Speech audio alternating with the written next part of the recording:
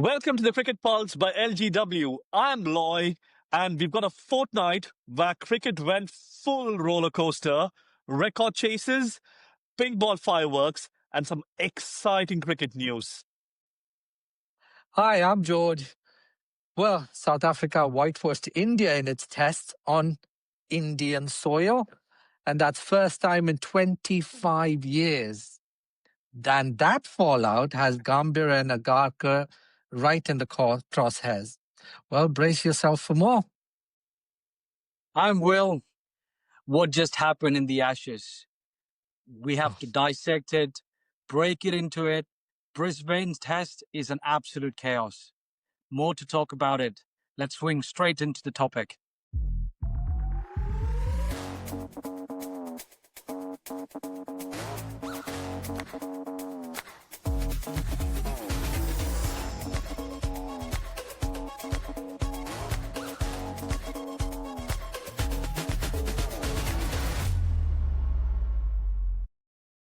Brilliant. So let's start off with the hot topic, which is South Africa whitewash and the Gambhir Agarkar debate. Boys, not a great series. I think we were calling it when we spoke about the first test, but then again, we thought they would bounce back. I guess we were wrong. I, for one, had expected them to bounce back, but the point being, it wasn't much. I mean, there was not much of a positive to talk about from Indian point of view, and I can't put it down to the players. None of them know where they're playing. None of them know. There's so much uncertainty within the team. The lineup, players themselves are confused. Bowlers themselves confused. So, I mean, there's improvisation on the go. I don't think that works in Test cricket or any form of cricket. To an extent, you may be able to pull that off in T20s, but in a Test match, and I don't understand. I honestly don't understand what Gambhir, the coach, is trying, or Agarkar, the advisor, is trying. But I'm lost for words. I mean, I'd rather look to Will for his interesting take on it. Well, I for once, personally, I just wanted this test match to finish at the absolute lowest possible, state. Because don't get me wrong, I just feel that this test match was initially or eventually decided to be in a situation that it's going to see its eventuality, which is to see us losing to New Zealand and then losing to South Africa. South Africa, rightly so, because they are the world champions, and with the kind of changes that Gambhir was trying to make, it was bound to happen. Something was to take place, and I think Shubman Gill ducked out with some injuries. I don't know how serious that injury was, but probably he felt that it was necessary for him to walk out quickly. He can hide his face away from all of the shame that was taking place and put all the blame to Gambhir and Agarkar. And the mindset of Pant was completely defined because he was there in his usual self. All he wanted to do was come there, bat as a useless batsman, just come out there, score like the way he scores in a T20 game, no plan whatsoever. I mean, if he is the captain, he's supposed to set an example. And he has actually set an example to the entire team. But just like me, follow the leader. And that exactly was taking place on the second test. Yeah, Will, I think. I thought he was your legend. He No, was your in a legend. sarcastic way. I have to say this because he's an absolute. I'll tell you who are the absolute waste of a baggage in this team. Punt, useless. Test, I don't classify him as a test player. Shubman Gill, I don't even get his. My head hurts thinking that this guy could be in test. This guy could be in one days, and he's plays T20 as well. Come While on, we are Will. Come on. recording this thing, Shubman Gill did not this play the guy's test. He was. absolutely not even shown anything, any class anywhere to say that he's actually scored some runs. And how does he actually get to be in the team? Makes Okay, no so sense. let's talk some facts and numbers. I think so. Well, I think I accept what you did say, that I think we did want to lose this, because at least if we lost, at least there's going to be a change, because I think all of us want to change, because I'm sure what standards we had in terms of home tests, and where we had set teams fearing to come in and play in Indian soil. I think teams are right now looking as a juicy opportunity to try and come into our home turf and get some points. I think it reflects how our WTC chances are right now, because we need more than 6 wins if we ever need to qualify for the next WTC. I think we're playing against Sri Lanka next. We have series against New Zealand, back in New Zealand, and then we have Australia coming home. So I think we've got some pretty serious lineups. But that being said, I think it was a disaster. And I think if you look at the disaster, India's batting average across these 4 innings is 15.23. That's the second lowest ever in a series. And no Indian centuries in a test series. Take that for another stat. And the biggest defeat by runs for India in a test match, 408 runs in the second test. And again, a second whitewash after New Zealand drubbing us 3-0. Here, South Africa drubbing us 2-0. And the audacity for the South Africa coach to say that, Indians, we will make you grovel. Yeah. So that's the state we're in, because of the decisions made by the coaching staff, the selection committee, and how they've turned this epic, solid batting and bowling unit right now to absolute shambles.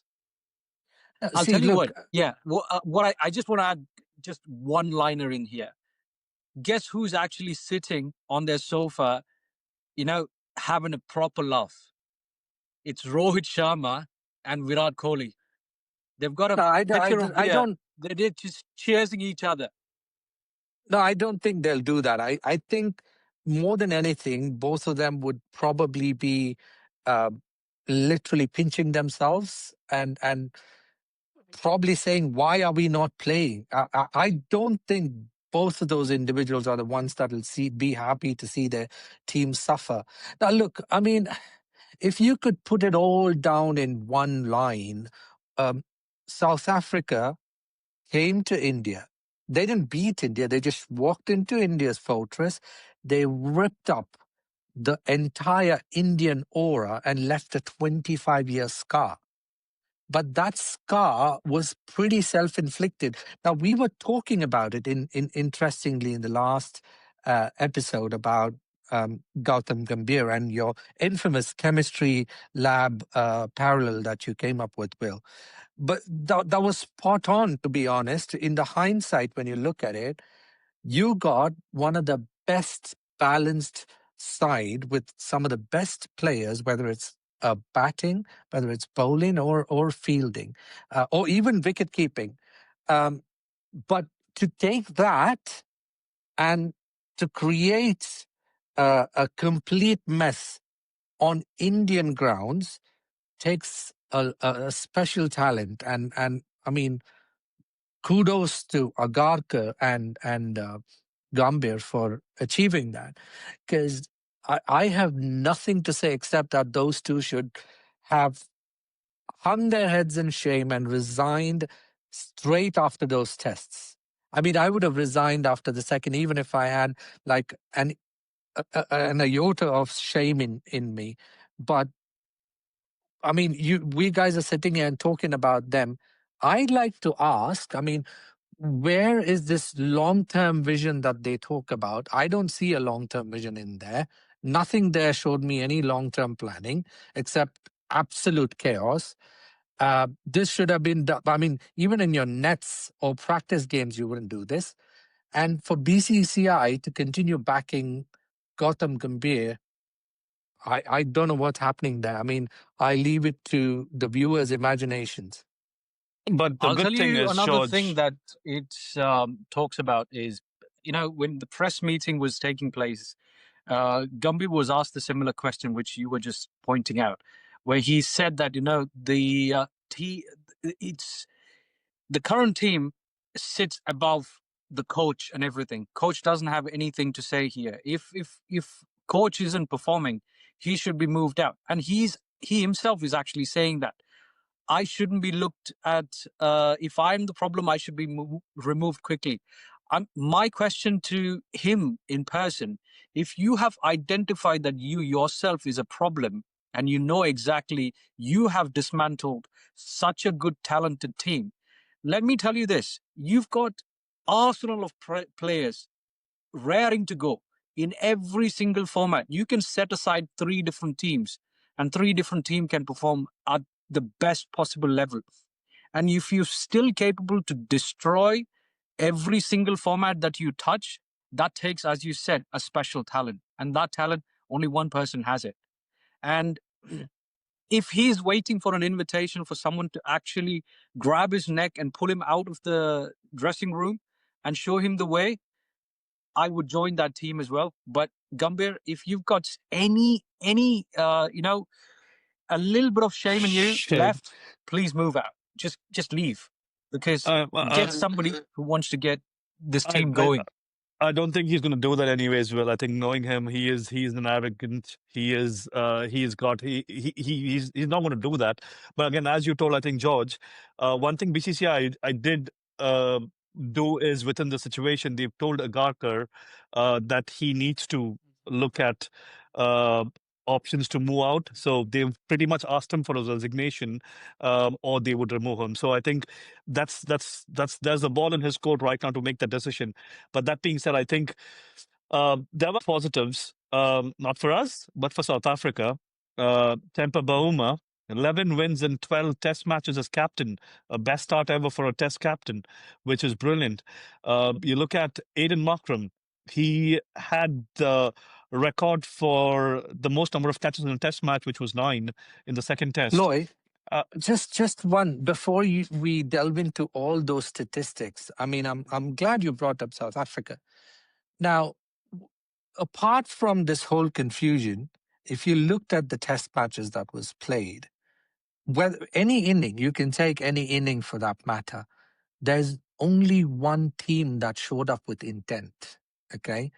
And kudos to South Africa. They played like the best test team in the world. They're rightfully that. I'll give them that. But when a team like India, agreed they're not test champions and they've had a tough going in the last couple of test series. I again, that's under the same coach, manager / whatever you want to call it. One would think, okay, there must be something different that could happen.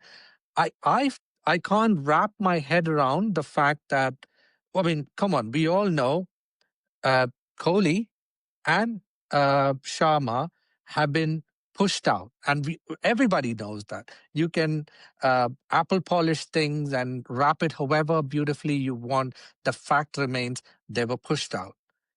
And what have you achieved? My primary point is you've achieved nothing. But whether they did it to themselves or not, 100% kudos to South Africa. Bauma led from the front. The intent was clear. They came with the spirit to win. And it was fantastic display of the most puritanic form of cricket. It was amazing to watch South Africa perform. Sorry, I just had to say that before I forget. Go on, Lloyd. No, definitely. And I think it proves, right? I think, again, as you told, the intent, right? Even if you look at Marco Jansen, he's had a lovely series. Again, he's come in, he's a bowler. He's supposed to be a bowler. He's turned out into an all-rounder who's able to score runs and also take wickets. He's a threat in both the areas. Now, again, that's what Gambhir is trying to build, or Agarkar is trying to build, with trying to make all the bowlers as bowling all-rounders or batting all-rounders, but that ends up with destroying the entire essence of what the team is and the foundations of Indian team. But then again, if you look at the flip side, over there are players who are turning up and who are performing, and results are seen. I think it's such an irony, right? I think for me, again, as you rightly said, George, South Africa truly deserve champions. world champions. They've beaten Australia. They've taken the WTC championship, and they've come to India, and they've exactly shown why they are champions. And I think that truly shows what a solid team they have. I'll tell you another thing. I mean, if you've got coach like Gambhir who's experimenting the whole team, the opposition will actually start discovering new talents in their side. Automatically, we'll have some really good talents coming out. They'll be like, "What the hell, man? I didn't even know you could bat." Yeah. No. No, I have to agree, because if you look at it, I mean, Loy, you mentioned about Gambhir's cockiness and aggression and whatnot. It worked as a batsman. And I'm going to say this again. I'm a huge fan of Gambhir, the batsman. He was ruthlessly good. His technique was brilliant. He had the right attitude. It boded well with him. But as a coach, that attitude is just I don't know what to say about that attitude when you're not winning anything. But on the other side, when you look at it, the South African coach, Conrad, Shukri Conrad, right? So I like the fact that he rubbed the salt into the wounds with the whole Grovelgate comments, and he was all about saying, yeah, we're going to make them grovel and all that. Only thing I have to say is that with those comments, what he did forget is that kind of pushes the king to perform better. So we'll cover that bit as to how the king came back on those comments in his usual flair. But I'm glad he did rub that salt into the wounds. I mean, that should hurt the Indian players. That should hurt the entire BCCI. Yeah, it should. It should. I think at least that should be a wake-up call to try and make sure that we can come and prove why we are the world champions, not just in T20 format. We were close to the finals in the ODI World Cup where we lost, but then I think it definitely, I think the rest of the series is with the ODIs and the T20s, and I think we definitely need to talk about that and again show our intent to make sure we can prove that. And just to try and talk through again, I think some of the top performances. I think we spoke about Simon Harmer when we finished the first test with 8 wickets. I think he's been absolutely brilliant again. He's finished with 17 wickets with an average of 8.94 and rightfully the player of the series. It was when the New Zealand test happened, it was another spinner which ended up causing pain for India. And again, over here again, it's another spinner in the with Simon Harmer coming in, causing a similar pain for us. Again, Indian. The best performance was only by Ravindra Jadeja, 10 wickets and 50. That's the best performance for us in the series.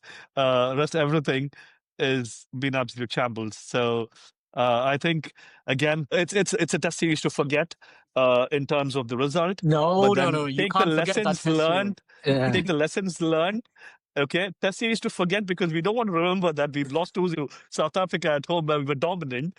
But then again, lessons learned and get some sense into the people who is sitting in the back to try and make sure that let's not experiment. Let's put our lads in who need to play instantly in a position where they've performed, where they've proved, and let them make them play where they should play. It's at least going to get us some results, for at least a draw, not a loss.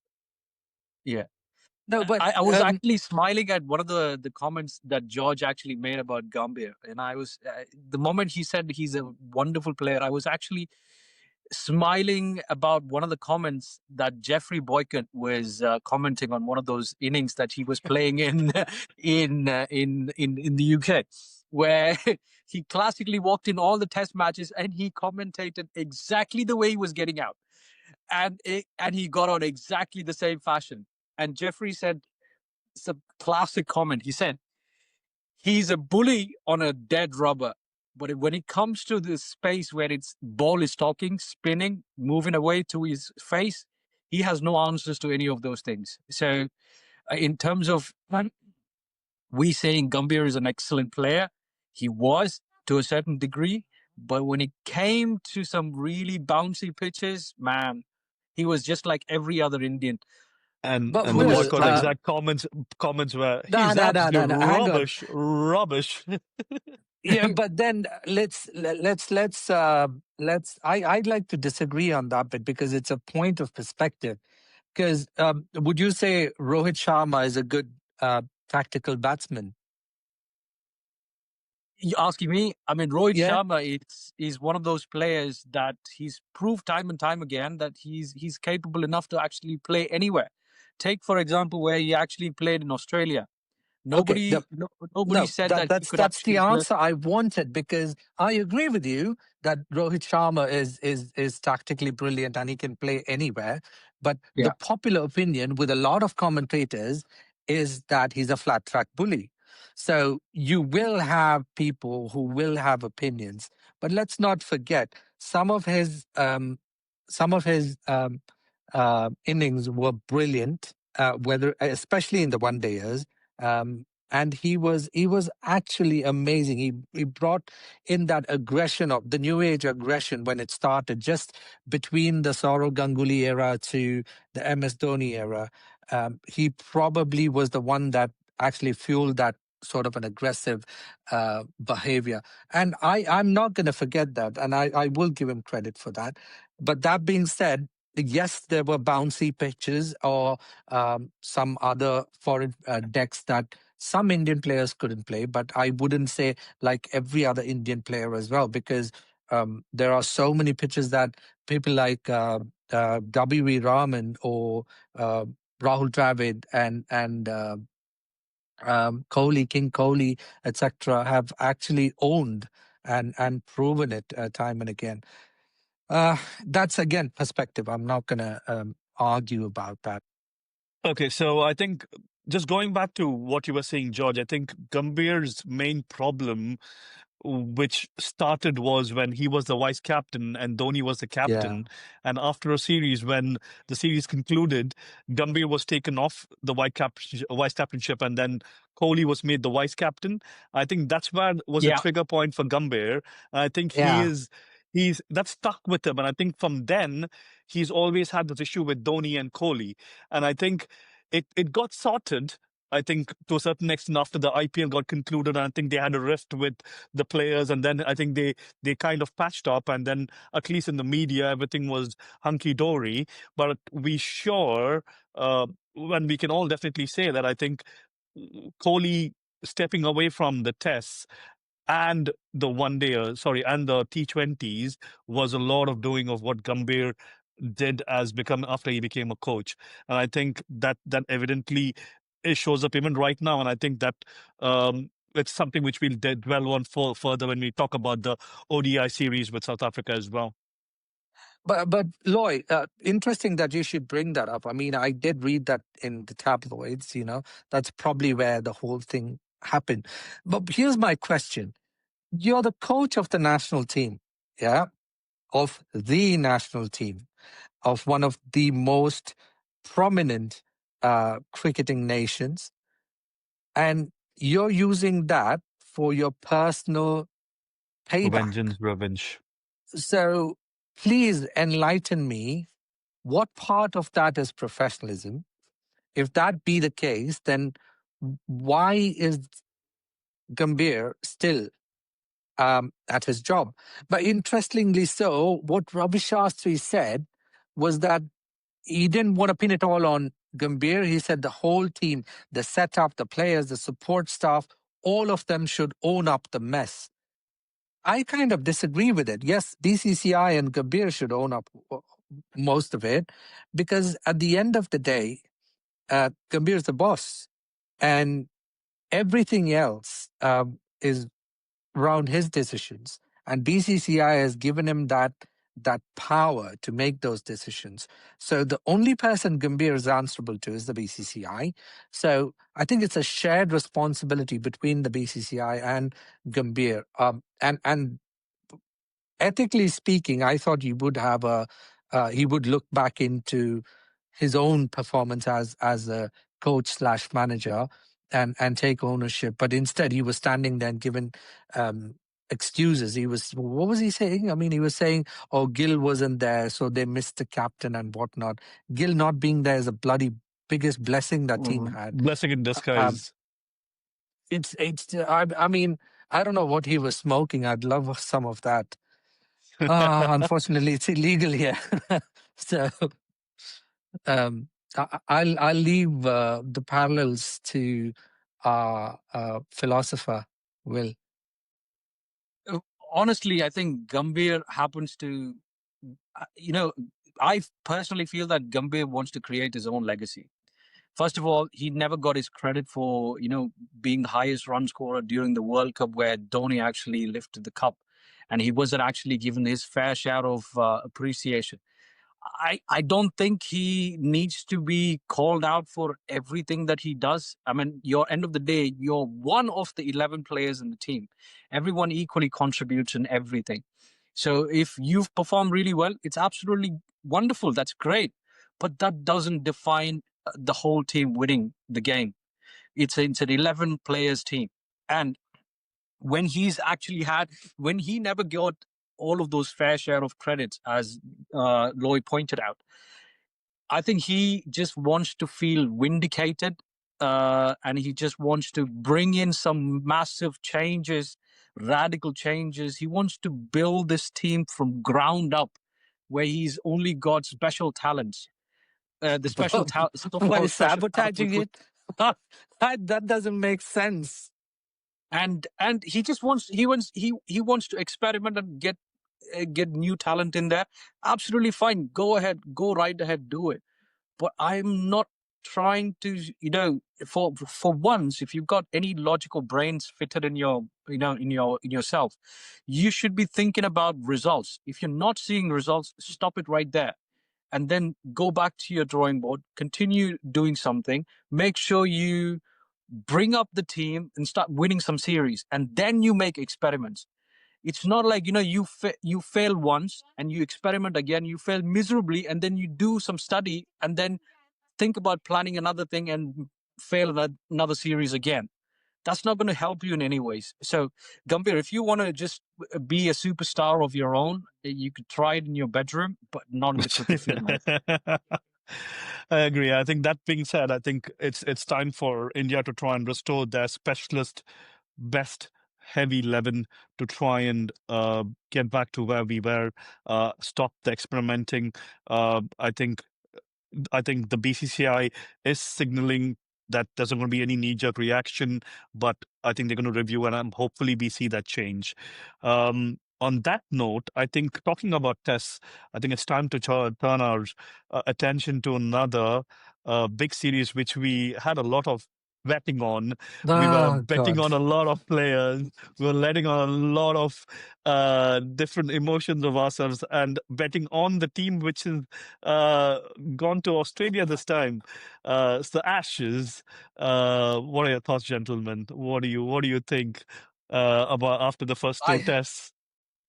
I have no thoughts. As if the Indian debacle was not enough. The first two tests have just been absolutely painful to watch. I mean, first especially. Good God. I mean, I literally am lost for words. I let Will take lead on this. I mean, I started watching this test matches, and as soon as the team was announced, I knew this team was on the papers absolute killer. These guys could go against anybody on a test field, and they could actually win. And on the very first day, the way we played, I was like, "Oh my God, this is happening! This is happening, guys!" And I was texting you guys to tell you, Mark Wood is teaming in. Jofra Archer is teaming in. First over wickets. And I was like, oh, this is going to be massive. But again, the disappointments never cease to stop with this team. There is a day when you think that everything is going well and you're going to see the backside of Australia for once. And this English team, they surprise. They don't surprise. They just rewrite the history all over again. Scratch the paper. Bring back another one. Let's do it again. Oh In God, under I 2 days. The I first game was over under 2 days, or was it 3 days? three Less It's days. than two awful. days. Less than 2 days. A day and Yeah, a Was it? half. in under Yeah. The two test series days. was wrapped. Yeah, and the first test was wrapped, and I was like, "What the hell is going on?" I mean, I thought Eden Garden pitch was bad. This was on a different level, and I'm like, "Hang on a minute." I just breathed. I took a break, and I come back. The match is over. We hang on. When did the game start? Where, I was. where, It we was should ask the look. I was busy because it was the start of the Advent and Christmas shopping and whatnot, and just planning. So I've got the whole day to look at things, and I, you take a break and come back. The figures. I mean, I couldn't make out if that was the number of wickets or was it the runs. It was crazy. It was a debacle nonetheless. I'm telling you, it was yeah. awful to watch. I begs to differ to ask the question: where are the pundits? Where are the cricket pundits? Where are the statisticians who kept calling out when Indian Test, Eden Garden Test was wrapped up in a few days? They were like, "Oh my God, what a pitch! What a disaster!" And yeah, no one spoke a word about the disaster which wrapped up in 2 days. That being said, again, oh my God, what a test match! I think we when it started, we were like, yes, this is going to be good, and then it I'll turned out I'll, into a I'll t- disaster. Again, 172 and I- 164, England scores. Australia 132, and then the way they smashed England 205. target 205 for two. Travis Travis had Head. going. Oh I Travis God. had going mad. Oh He my was playing God, that T20. 69 he ball, he exactly 69 read the ball. Yeah. pitch. He read the I pitch mean, exactly the way it was actually. He knew that the only way you can go after them is to get English players to actually bowl. I mean, He played Travis Head fastball. is Travis Head. The way he bats crazy. But he- when you've got such a talented team, such a talented bowlers, where's your line? Where's your length? You're supposed to go back to the drawing board and think about bowling the right length, attack the no, batsman, not I just don't think when he any moves around, you bowler. just follow him and give him Yeah, but I don't think the any easy bowler ball would have been strategy. able to bowl. I don't think any bowler would have been able to bowl on that day, simply because it was one of those instances where it was the batsman's day, and I think the pitch was awful. We have to say that was doctored pitch, and it was way worse than Eden Gardens. And like Lois said, I'm just not gonna sit here and vilify the experts who were moaning when Eden Gardens was a washout, and then they were like, "Oh, brilliant pitch in Australia." I mean, I expect that from Australian commentators anyway. That's their standards. But that being said, it was an awful display from us. I mean, I think we were caught off guard, and I think we lost track of what our plans were. But I think what changed, obviously, we should have been aware of Michelle Stark, because I think last episode I did tell you, Stark's experience will always be a danger, and when he came in and started performing, on the other hand, for Travis had to play a blinder like he was, or playing a T20. He was, I mean, he could have easily thrown his wicket away, but on that day it was his day. He just destroyed us, and it was awful. It was painful to sit here and watch. It was. I mean, It definitely was, Joel. I think it was a Travis Head, Mitchell Stark show because Mitchell Stark ended up with 7 wickets in the first innings, 3 wickets in the second innings, 10 wickets in total, and and deservedly the player of the match. And Travis had absolutely took the game away from us. 123 in 83 balls, 69 balls century, and I think that was the third fastest by any Aussie player. So kudos to them. I think they took the game to us. I think I would say we were bad balled It was not our best ball, but then we were best ball in both the tests, to be honest. And especially the first test. Again, I think absolute kudos to Australia for doing that. But again, I did think that we would bounce back in the second, because I think losing the Well, first test to Aussies, we would come back with a little bit more vengeance. We would come back with a little bit more spirited performance. We did. And I think thanks to Joe Root. And again, kudos, his first century in Australia in after all these years. So 138, and that's the lone England century in this entire Ashes as of right now. No one else has scored more than that. So I think kudos to Joe Root to break his jinx of not scoring a century in Australia. But I think it was a lone battle by Joe Root to try and get some saving grace, at least in the second test. But then again, Mitchell Starc coming back, 6 wickets and 77 runs. 77 runs when. But that's the. I mean, that's where he completely took the match away. I mean, I never would have thought Starc would come and score 77, and for him to just come and score 77. I know. I mean, Smith did bat well as well. But that being said, what are your thoughts on Nessa? I mean, Michael Nessa out of the blue, and I was Brilliant. very impressed. Very, very disciplined bowling. He barely gave anything away. I did not see any loose balls. He just kept he stuck to the line. I mean, Starc, I think he got the better of Starc as well. He was really good. See, that's the thing What that can I say? the way the English players should learn from, going back to that drawing board and understanding how to bowl your textbook style test match bowling, because that's exactly what NASA was actually doing. Exactly the same thing. If you take the first test, you had the opportunity, you had the upper hand in the first test. You could have actually done it. Travis Head single-handedly took everything away. Now he's now actually considered the dad of English against English team. He's the dad of Indian team as well. So what else he's going to be capable of doing? Because as a bowler,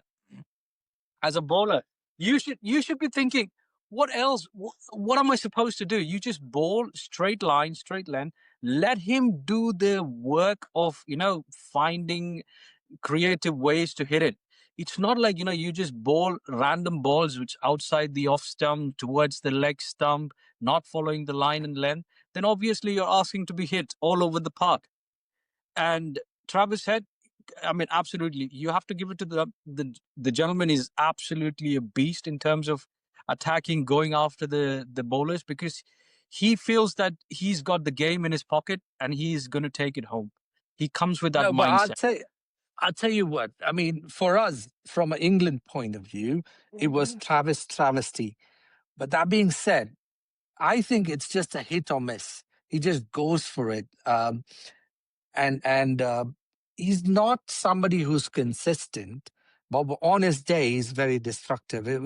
Reminds me of Brendan McCullum. So he could possibly come and destroy a bowling attack, or possibly get himself and go sit in the pavilion pretty soon. But I don't think there was much the bowlers could do with him. And the only thing that England can do now is, I really hope that we've gone back and actually looked at how to bowl to this guy, because I think body line is the only way to go with Travis, because even if he misses by an inch, you've got the guy plumbed, either on the wicket or caught LBW. But there's no other way you can actually bowl to Travis. I mean, I wouldn't compare him to Sehwag. Sehwag was a masterclass in itself. But I would say somebody like McCullum. True, I agree, George. And I think our batsmen need to step up as well. I think the problem is, I think our batsmen have still not given the performances which we expect from them. Zach Crawley was horrible in the first test match. He's Talk made about that some fellow, yes. some bit of a comeback right now in the second test match, 76-44, which is a little promising. He kind of stayed there, and at least the initial pace attack was blunted by him. But then again, I think we need Duckett, Ollie Pope, we need Harry Brook, all of these guys to turn up. And again, Stokes been good in patches with his bowling. He's taken some crucial wickets when we've needed wickets, but then again, he's not shown up in his batting yet. So I think, again, Jamie Smith. Is anyone going to talk about Ben Duckett? He's not. Ben Duckett is not. He's not turned up at all for the series yet. I think we need him to need. So I think that's what I think. Our batting performances. We need our players to turn up. We need our players to start showing intent, start showing what they have in terms of their talent. They need to show that, and only that can, because we need scores on the board for our bowlers to back up, right? If the bowlers don't have score on the board, they are fighting a hard battle. So our batsmen need to turn up and put some runs on the board for our bowlers to try and make some headway into the game as well. Look, what's interesting is on paper, we literally are a balanced team, okay? And it's just that the players have to turn up. So in saying that, look, our backs are against the wall, and we have to be honest here. Even if we draw another game, I mean, a single game, the only option we have is to win the next three. A draw or a loss means the urn stays in Australia. We have to get the urn back. So so therefore, what I think is that, it will be interesting to see a day and night test, first of all, the next one, and how that's going to pan out. But in saying that, I think I have a strong feeling that we will come good in this one.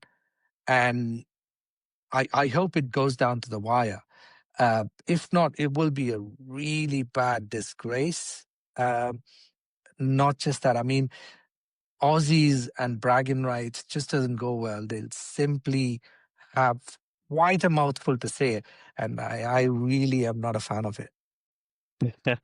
I agree, George, and I think that's where I think we need our team to try and bounce back. And as Will keeps saying, back to the drawing board.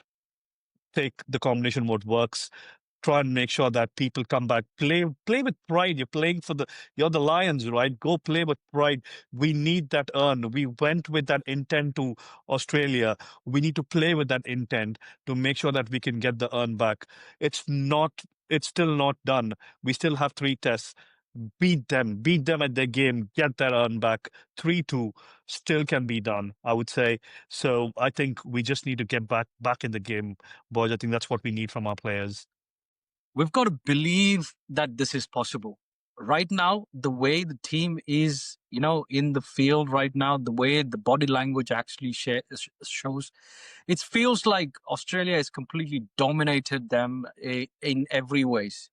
Australia will obviously bully us because Australia bullies anyone when they're playing in Australia. So you have to expect that. If you didn't, you come on. If you didn't, I don't know. I mean, I'm looking for a professional word to say. What I'm trying to say is these guys, we have to understand that we are a formidable unit. That you have to believe the very fact that you've got such world-class talent in your arsenal. You've got your wonderful bowlers. You've got Gus Atkins. He's a fantastic bowler. You've got Jofra. You've got Mark Wood. All of these guys are brilliant bowlers. And you've got some amazing batsmen right at the top.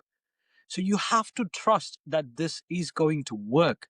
And it is a daunting task from going from 2-0 to actually win another test match. First of all, it shouldn't be, if I was actually captain of a team, I wouldn't say to the whole team, let's go out and win the entire series. No, I would go to the team and tell them that, let's get the next test on our side. Let it level. Let's get the next test and make sure that we win, and then we take it on from the next from there onwards.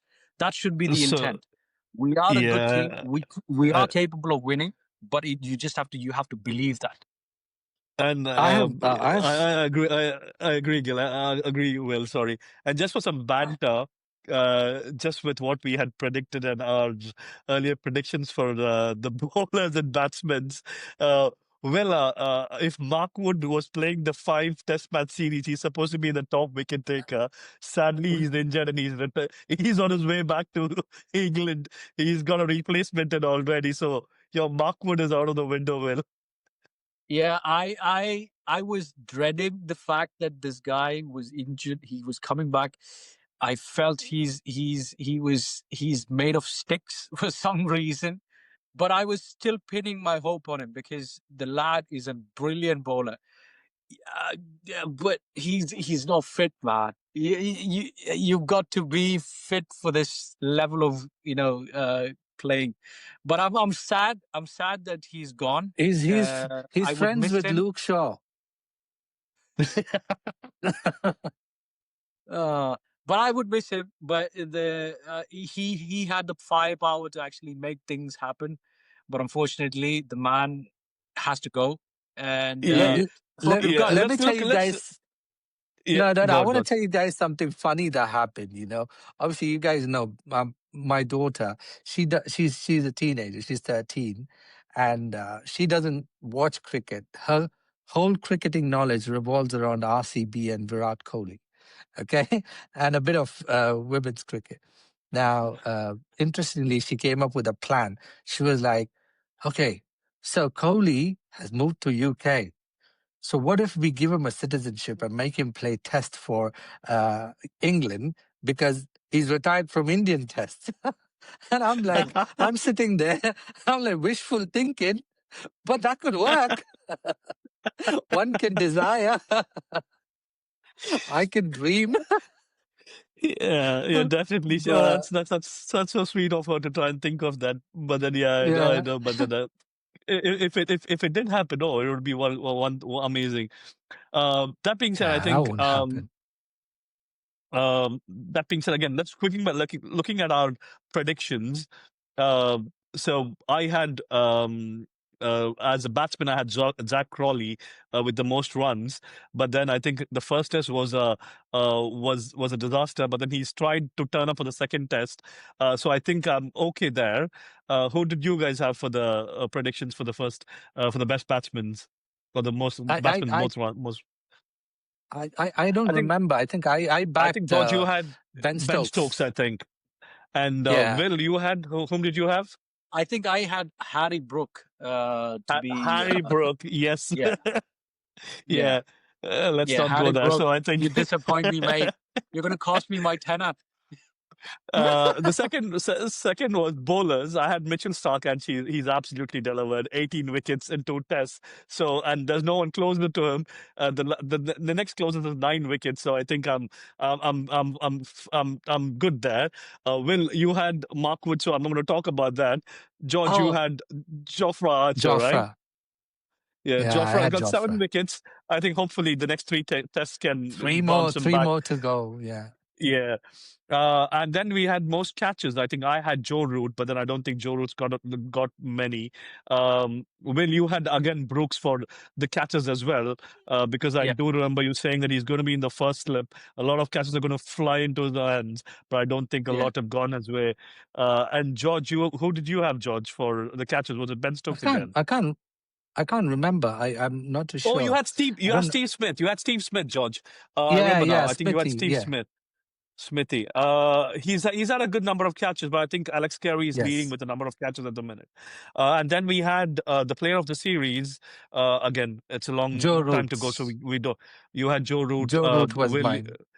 Yeah, I I had can't Ben remember Stokes, who it but was actually. Yeah. and I think last we had maximum number of runs, which the series that's going to finish. So I think I still have a chance. I had 3-2 down for England, so I still have a chance. Wilfred was 5-0. I don't 5-0. think Yes, there's. I'm I think he'll have to just change the absolutely out of 5-0 this to competition. Australia, Joe. Will, if you want to still stay with your No, predictions. no. That'd be a disaster. No, I was actually saying 5-0 for Australia.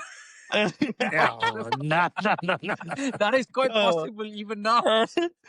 Nah, well, you can't No, you can't let no. our team down. And George, you had 4-1, so I think you're out of the window 4-1. right I'm now. off. Yeah. Yeah, I'm So, off. let's see where it goes. Um, that being said, I think yeah. So that's our highlights for this week in terms of the South Africa and the Australia Test Series. We'll still talk through how the series goes and how the numbers stack up against all of our predictions, and we'll see where it takes us. But then hopefully an interesting Ashes still left to complete, and I think we still have the South Africa one dayers and the T20s, which we need to talk about as well. I know we've got lots to. I mean, last few weeks we've been so busy. We've got lots to cover. Yeah. We'll Yeah, I think possibly.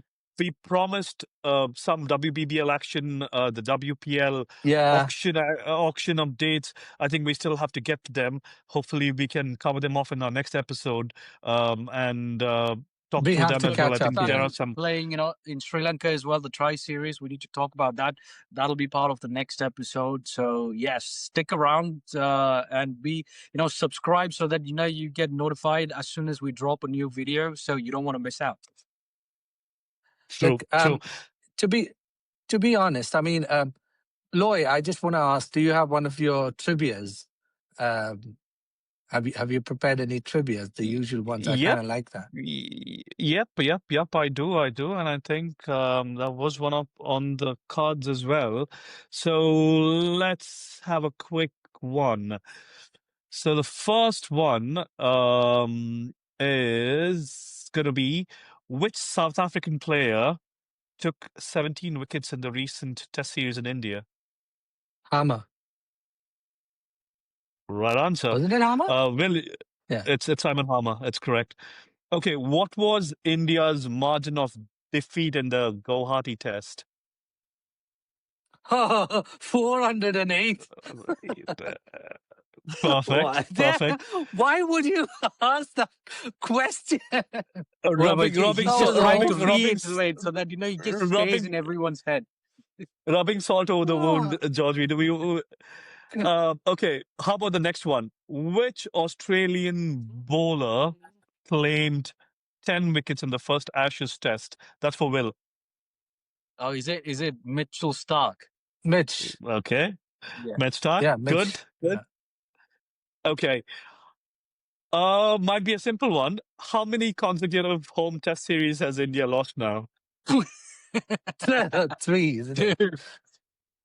In 25 years. Come to think of it, India's never had a whitewash of tests for 12 years and then 3 on the trot of flipping. It's awful. 2 on the trot, yeah. Yeah. Okay. How many balls did Travis had scored a century? I think we spoke about that. Do you guys remember? Say 16. I would say 69 or 70. Was it 83 or something like that? It was actually No, 69. 69. 69 is a right answer. Yes. And It's an easy number to guess. I mean, remember. Okay, this might be a tough one. What's India's current World Test Championship points percentage after the South Africa series? I mean, not spoken about this. It's just a stat which I pulled up. What stat was it? What is it? What So, percentage? yeah, so out of 100%, what's our current WTC, our World Test Championship points percentage? So out of 100, where are we at right now? Take a random guess. Percentage. How do you calculate that? I'm not familiar with this statistic. So if I've played 6 tests and if I've won 3 and I've lost 3, I'm at That's 50%.